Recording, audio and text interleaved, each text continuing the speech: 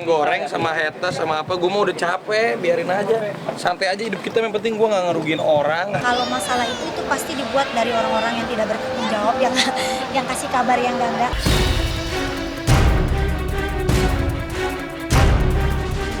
Atas nama Muhammad Charlie Van Houten, ya, ditetapkan sebagai tersangka dalam kasus penipuan.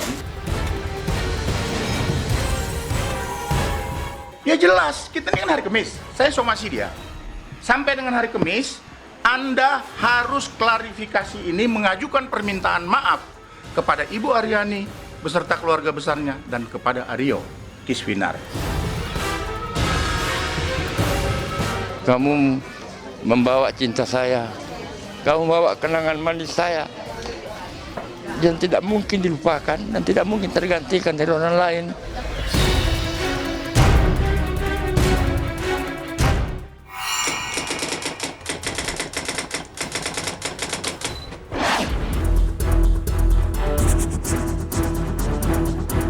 Inilah kumpulan berita terpanas pekan ini yang menarik perhatian pemirsa dalam sepekan. Diawali kabar dari Raffi Ahmad dan Ayu Ting Ting pasca beredar kabar kebersamaan mereka saat sedang bersama.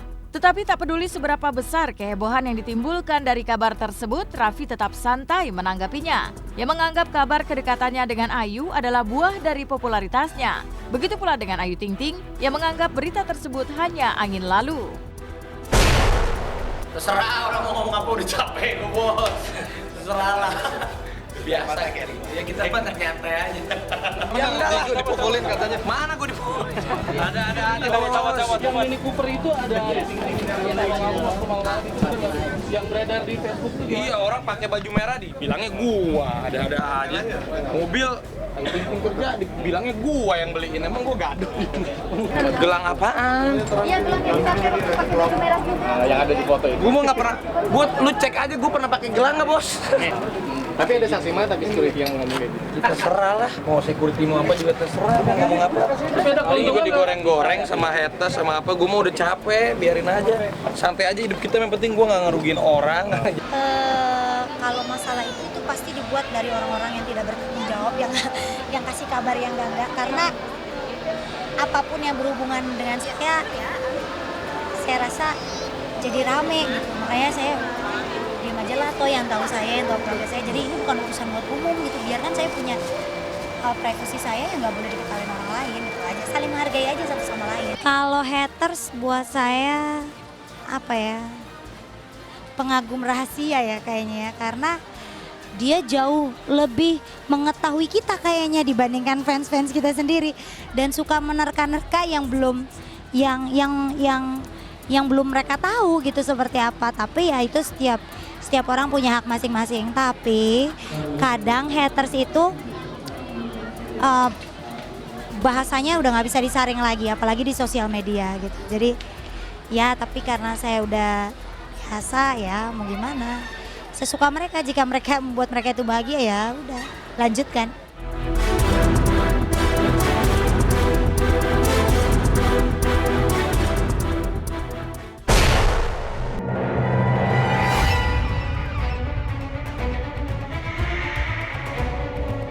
Dari kumpulan berita terpanas selanjutnya, Charlie Van Houten ditetapkan secara resmi sebagai tersangka oleh Polda Jabar atas dugaan penipuan yang dilaporkan oleh rekan bisnisnya bernama Wira Pradana. Kasus ini bermula dari kerjasama pembelian saham dan investasi produksi musik di tahun 2010, di mana Wira telah mengalirkan dananya sebesar 1 miliar rupiah kepada Charlie untuk dikelola dengan keuntungan tertentu yang telah mereka sepakati. Pendirian perusahaan manajemen artis bernama Cinta Manajemen, termasuk di dalamnya pembuatan album Regina istri Charlie, nyatanya tak menuai hasil. 5 tahun kemudian, di tahun 2015, Wira pun melaporkan Charlie dengan tuduhan pasal penipuan dengan ancaman hukuman 4 tahun penjara. Dan setahun pasca laporan tersebut, mantan vokalis ST12 itu ditetapkan sebagai tersangka. Padahal menurut kuasa hukum Charlie, kliennya sudah beritikad keras menjalankan bisnisnya, bahkan sempat berniat baik untuk datang meminta maaf kepada Wira. Seperti apa sebenarnya kasus ini terjadi? Sampai dengan saat ini, sejak kemarin atas nama Muhammad Charlie Van Houten, ya, ditetapkan sebagai tersangka dalam kasus penipuan terlapor dari PT Pangeran Cinta Manajemen dan seorang Damawira yang merasa dirugikan sekitar hampir 600 juta dalam hal penjualan beberapa lagu. Kemudian kami jerat dengan pasal 378 tentang penipuan. Ancaman yang kita berikan adalah 4 tahun. Tentang masalah ini, saya banyak menemukan kejanggalan. Kenapa? Karena ini kan dua orang yang berbisnis, bekerja sama, membuat suatu usaha. Usahanya itu membuat album kompilasi.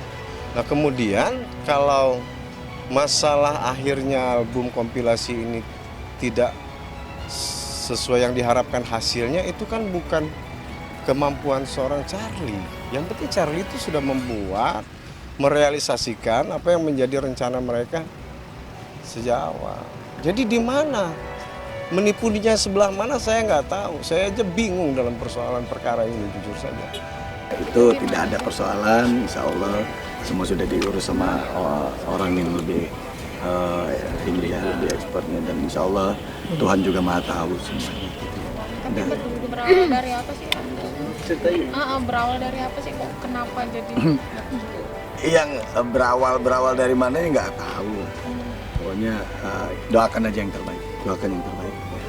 Intinya aku minta doakan yang terbaik saja, karena tidak ada dasar apapun yang jelek.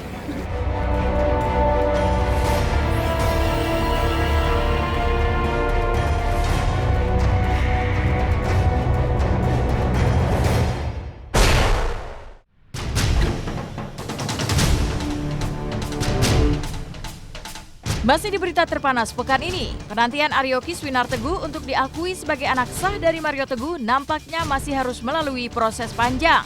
Lewat kuasa hukumnya, Aryani menyatakan kalau pengakuan Mario Teguh beberapa waktu lalu adalah sebuah fakta yang tidak benar. Somasi yang kemudian dilayangkan Mario Teguh kepada pihak-pihak yang dianggapnya mencemarkan nama baik itulah yang akhirnya membawa Aryani kepada sebuah pernyataan. Dan kini, pasca layangan somasi Mario Teguh kepada Kiswinar, Permata, dan Deddy Corbuzier, maka kini Aryani dan Kiswinar lewat kuasa hukumnya menantang balik Mario Teguh untuk bertemu, meminta maaf dan mengklarifikasi ucapannya di depan media dan juga tes DNA.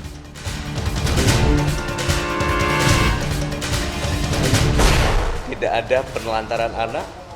Anak ini sudah dewasa dan bisa menemukan saya kapanpun. Tidak ada pengingkaran mengenai akte kelahiran, ada betul akte kelahiran. Yang saya mintakan tes DNA-nya supaya semua bisa damai, dan mudah-mudahan setelah ini kita bisa move on kepada hal-hal yang lebih baik.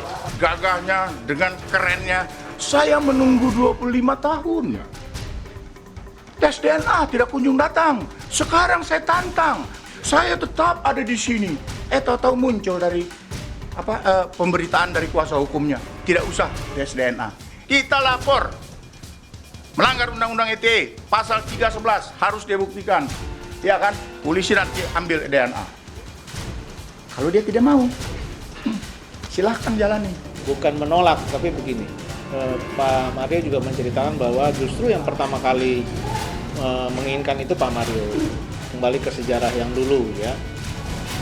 Jadi ini yang sudah kedua kalinya sebenarnya. Tapi semenjak dulu itu selalu pihak istri dari mantan istri Pak Mario itu yang tidak mau. Nah kemudian memang itu cara yang paling praktis pada kondisi normal. Begitu sudah blunder akibat kasus ini masalah ini dipublikasi, masalah privat dipublikasi ke media. Kami berpendapat bahwa tes DNA itu sudah tidak efektif lagi. Ya jelas, kita ini kan hari Kamis, saya somasi dia. Sampai dengan hari Kamis, Anda harus klarifikasi ini, mengajukan permintaan maaf kepada Ibu Aryani beserta keluarga besarnya dan kepada Aryo Kiswinar.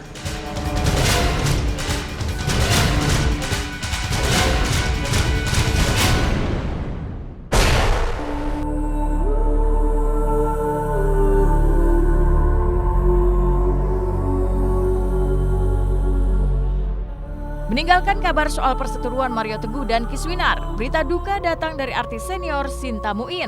Pemeran tokoh antagonis dalam beberapa sinetron itu kini telah tiada. Ia berpulang di usia yang ke-66 tahun, Selasa 20 September 2016, sekitar pukul 19 waktu Indonesia Barat, sesaat setelah mengikuti sebuah acara di kantor Parvi, Kuningan, Jakarta. Batas usia senja akhirnya menempatkan namanya di atas batu nisan di pemakaman umum Karet Bifak pada Rabu 21 September 2016 di tengah derasnya hujan. Keluarga dan para kerabat almarhumah pun menghantar kepergian Sinta Muin dengan derayan air mata. Sang suami yang begitu kehilangan bahkan sempat menangis histeris saat prosesi penguburan dilangsungkan.